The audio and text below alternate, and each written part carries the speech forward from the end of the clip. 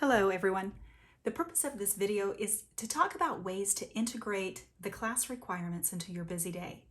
Coming back to class after a break is always tough. It disrupts your normal schedule and makes you question why you're even taking this class.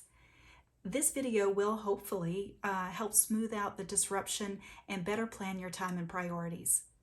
So time management should really be called priority management because everyone has the same 24 hours in a day. The way successful people get things done is to manage their priorities. So there are 5 basic steps for managing your priorities.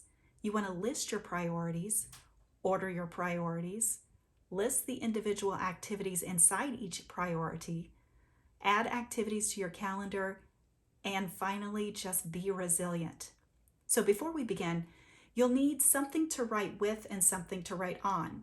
I like pencils, colored pens, and highlighters to write with. I also, to write on, you can have calendars, you can have appointment books, but you can also have just general notebooks. So the first step, right, was to list your priorities. So most people say that family is their top priority, right? So I'm just going to put family here. And I'm not going to put a number next to it right now. I'm just listing my priorities. A close second is people normally prioritize their physical, emotional, and mental, and even spiritual health. So I'm just going to put health over here.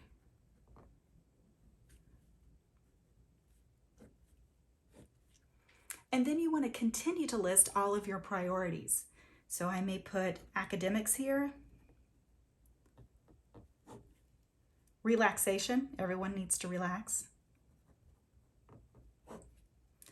Friends, we need to connect with friends. And I'll finish it off and just say volunteering. So this is going to be a living document, so you want to keep it in a place where you can update it periodically. All right, so we have our priorities. Now we need to order my priority. So what is your number one priority? For me, that's going to be family. So family is going to be number 1. Health is going to be number 2 for me. But I want you to be honest with yourself and really prioritize things that are most important to you.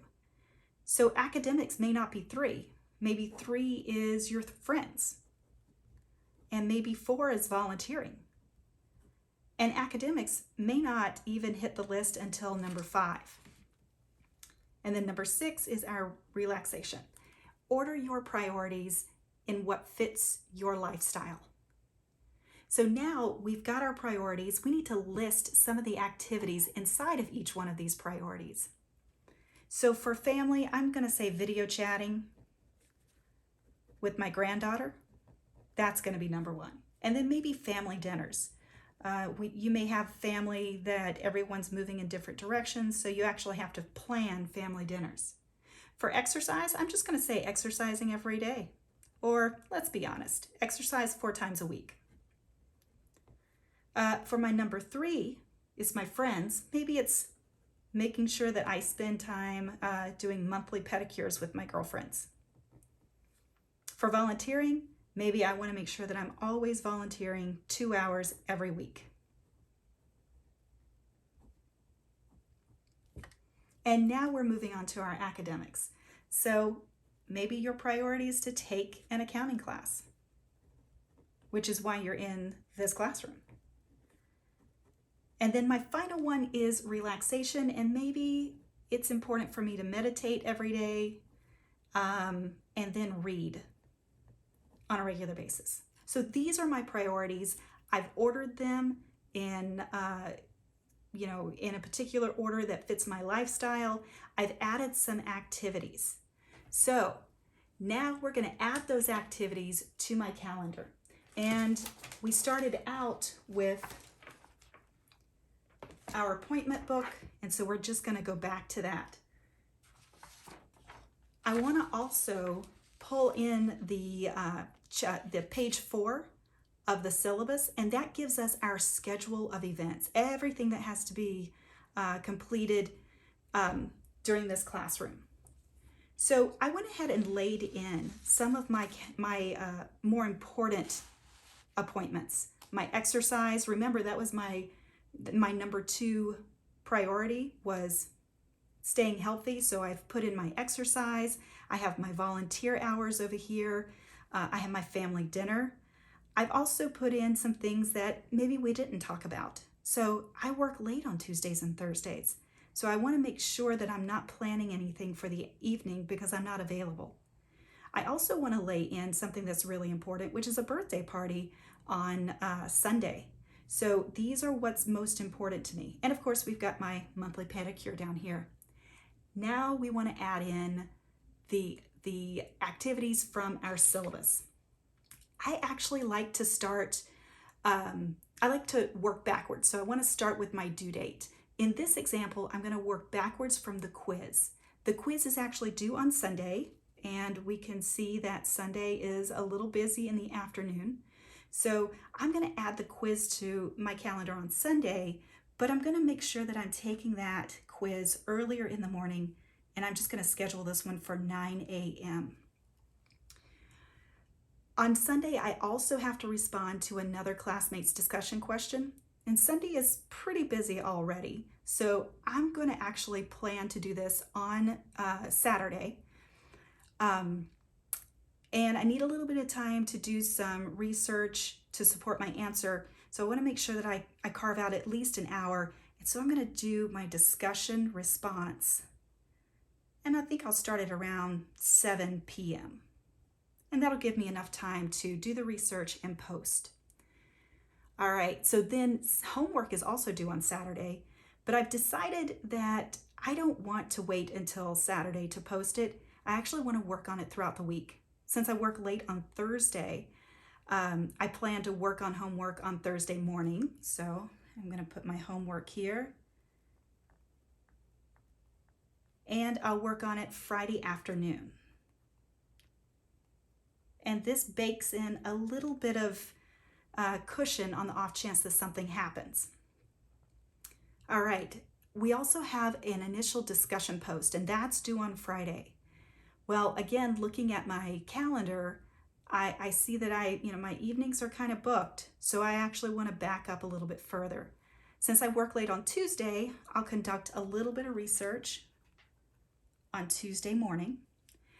And then I'm going to take all of that research, I'm going to put it into a discussion post, and I'm going to write my response on Wednesday. And maybe lunchtime on Wednesday is really good. So this is going to be when I actually write my discussion.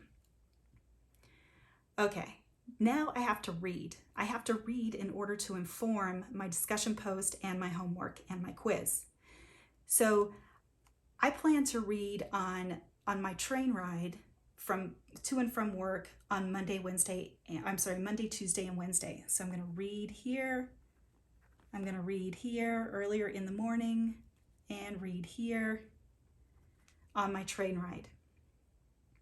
Okay, so you also want to remember to build in a little bit of time to complete all of these activities. So if it typically takes you 2 hours to read 20 pages, then go ahead and block 2 hours straight. If you don't like to read for 2 hours straight, then break up the task into 2 to 4 reading blocks. My train ride is 30 minutes. So if I read in the morning going toward work, that's 30 minutes, 30 minutes coming home. And then on Tuesday, read 30 minutes going to work and 30 minutes coming back. And that's my magic 2 hours. So if you have any other priorities ranked below your academic career, now's the time that you're going to add them to your calendar. The 5th step is to be resilient. So ask yourself, do I really have to do all of these activities that I've listed? Can someone else run your laundry? Can someone else go grocery shopping? Or can someone else wash the dog? Ask yourself if the activity is important enough to make it to this list. Maybe you start lining out things. Maybe reading is not as important anymore. The next step is to just let other people shine. And this is also known as letting other people take care of themselves. My granddaughter was frustrated last year because her mother did not have time to help her plan a party. I told my granddaughter to just show her mother that she knew how to plan an event. So the two of us brainstormed a general plan, and then my granddaughter filled in all of the blanks. She decided on a party theme, and she even estimated how much it would cost. Her mother absolutely loved it. This was my daughter's way of letting my granddaughter shine. Something else to be aware of when you're being resilient is to think about some unconventional opportunities for activities. I mentioned using my train ride to read. There are other activities. When my children were in sports, I would study while they warmed up and joined their team huddles. And then the final step in being resilient is to just be kind to yourself. You're going to miss the mark occasionally. It happens. You just try to learn from it and then move on. So in these examples, I showed you how to plan this out on a calendar, but then there are ways that you can plan it by just using a steno pad, such as I've done here. I'm going to go ahead and backtrack. I prepped a page that just took all of that information and I laid it into just a steno pad where I have my days on one side. I laid in all of the activities I want to finish, and then on my to-do, I just laid in that I need to read my textbook while I'm on the train. And these are just nice reminders to help you plan your day. All right, thank you so much for joining me, and I'll see you later.